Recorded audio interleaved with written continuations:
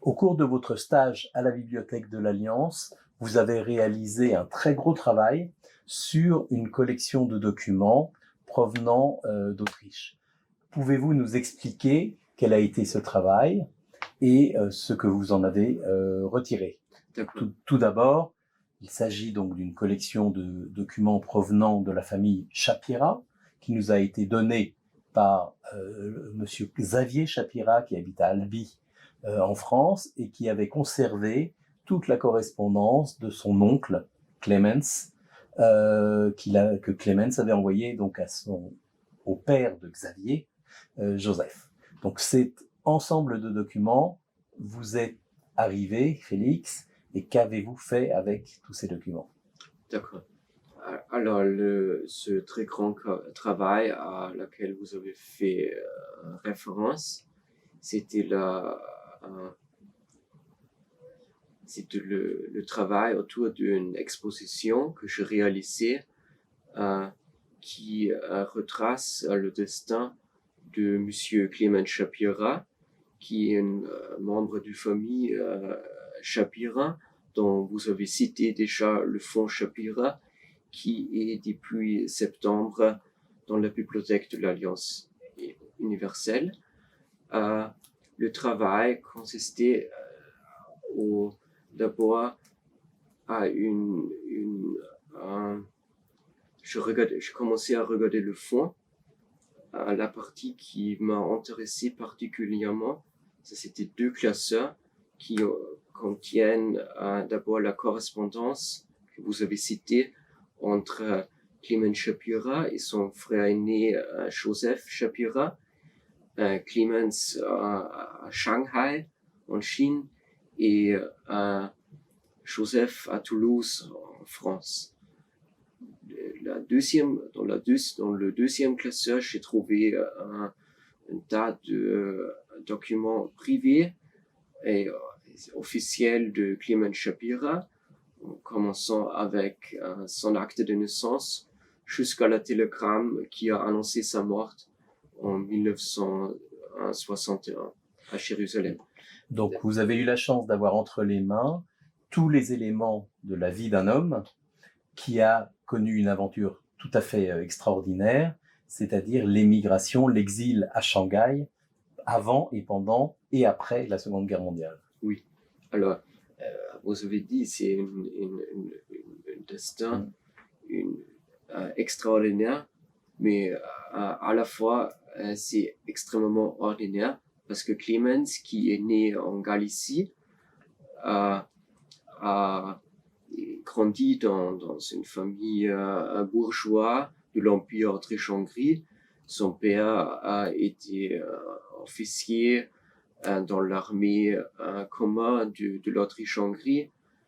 Et Clemens a commencé après son lycée à Tchernowitz des études dans un institut polytechnique à Vienne pour devenir ingénieur. Mais d'abord la Première Guerre mondiale, où Clemens a été soldat dans l'armée, a bouleversé un peu la vie tranquille et aisée de Clemens Shapira et de sa famille, parce qu'après la chute de l'Empire, Clemens se retrouvait plus ou moins précaire dans la Première République d'Autriche. Il était autrichien à l'époque, de nationalité, et il a travaillé dans plusieurs établissements comme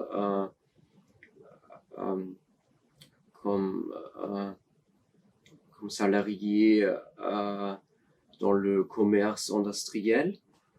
Et avec la prise du pouvoir de Nazi en 1938, Clemens, qui s'est jamais considéré comme juif, il n'a pas passé sa bar mitzvah, il n'était pas pratiquant du tout, il était une vraie Autrichienne comme tout le monde, mais après la Reichskristallnacht, Clemens a compris, comme 10 000 autres concitoyens, que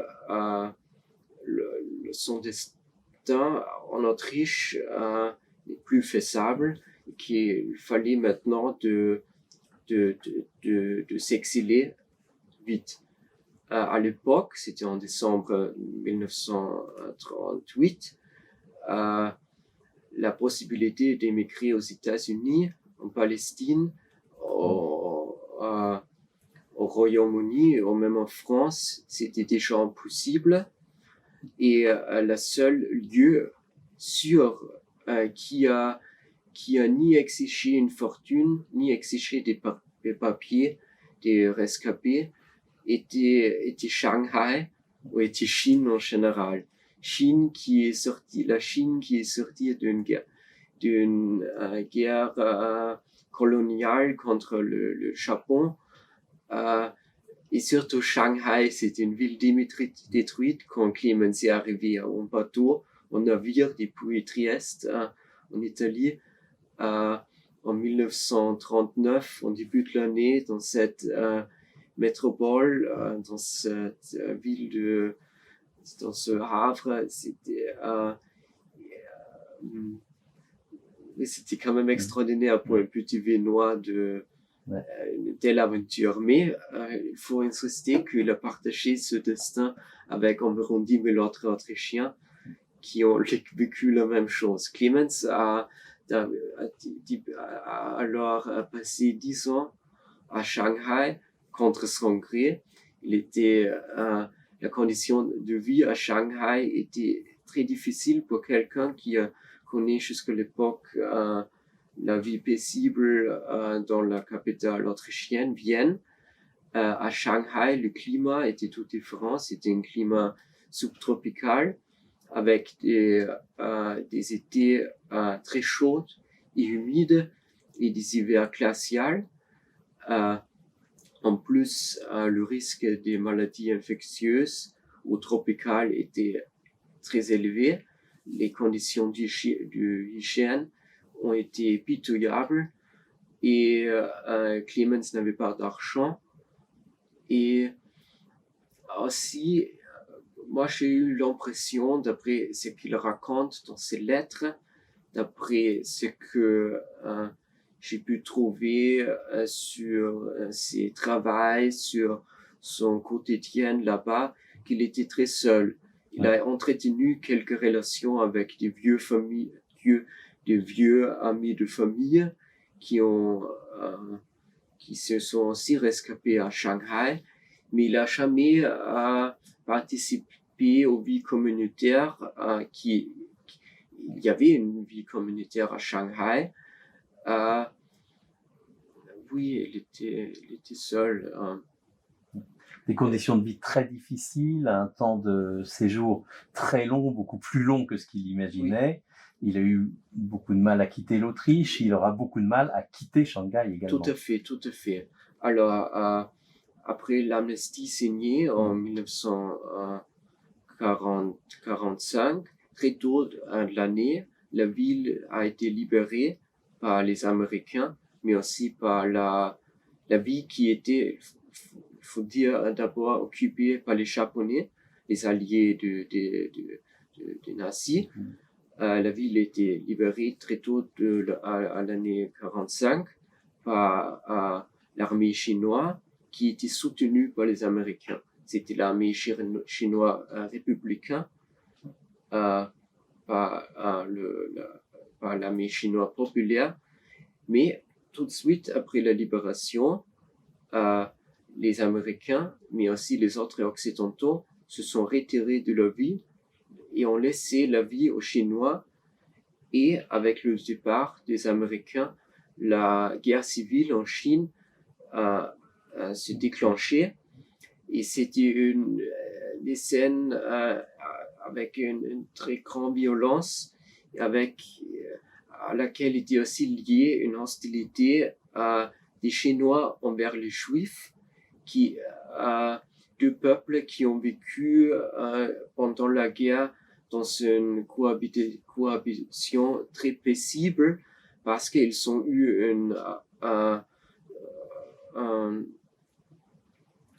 solidarité. Ils ont développé une solidarité parce qu'ils ont subi une menace commune c'était l'impérialisme japonais et les bombardements américains. Après, c'est là, oui, il y avait la guerre.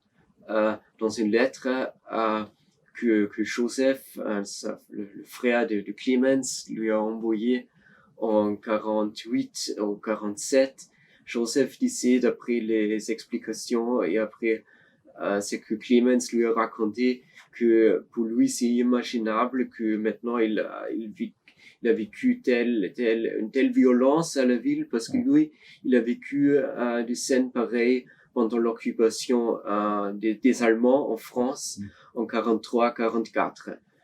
Mais Clemens, son guerre, tout cela se prolongeait jusqu'en 49. Tout à fait, il avait beaucoup de mal de quitter la ville. Il a essayé dès le début de trouver une autre solution. Il a même essayé d'attirer la Légion étrangère française en Indochine pendant un moment. Il a essayé de trouver un travail ailleurs, mais c'était compliqué, surtout après la guerre, pendant la guerre, mais après aussi parce que les Américains, par exemple, n'ont pas traité sa demande de visa parce que Clemens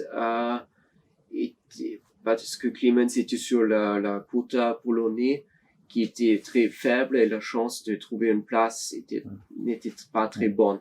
En plus, c'est un aspect très énigmatique de l'histoire de vie de Clemens, parce que Clemens a longtemps essayé de joindre son frère aîné Joseph, qui avait un enfant et une femme en France. Il a essayé de joindre cette famille en France et il a essayé d'obtenir un permis de travail et un visa de travail en français. Cela n'a pas marché, il y avait des complications. Quand même, Clemens il avait un soutien de diverses organisations de secours et aussi des organismes juifs qui ont organisé la répatriation des rescapés ou de displaced persons après la guerre. Une question qui se pose effectivement, pourquoi Clemens n'a jamais pensé à retourner en Autriche? On ne sait pas. Il y avait une lettre qui fait référence à une démarche administrative de Clemens qui a apparemment demandé une visa autrichienne. Et c'est la seule trace qu'on a là dessus. On ne sait pas pourquoi il n'avait pas eu l'intérêt de retourner dans sa patrie. Finalement, Clemens a obtenu une visa israélienne. C'était en 48, après la consolidation de l'État d'Israël. Et Clemens a pu prendre un navire et quitter finalement en fin 48, depuis 49, c'est-à-dire exactement 10 ans après son arrivée. Il a pu quitter Shanghai vers Israël, où il s'est installé d'abord chez des amis, après à Jérusalem. Il a travaillé pour le ministère de l'Industrie, aussi dans le commerce industriel. Et il a vécu assez longtemps.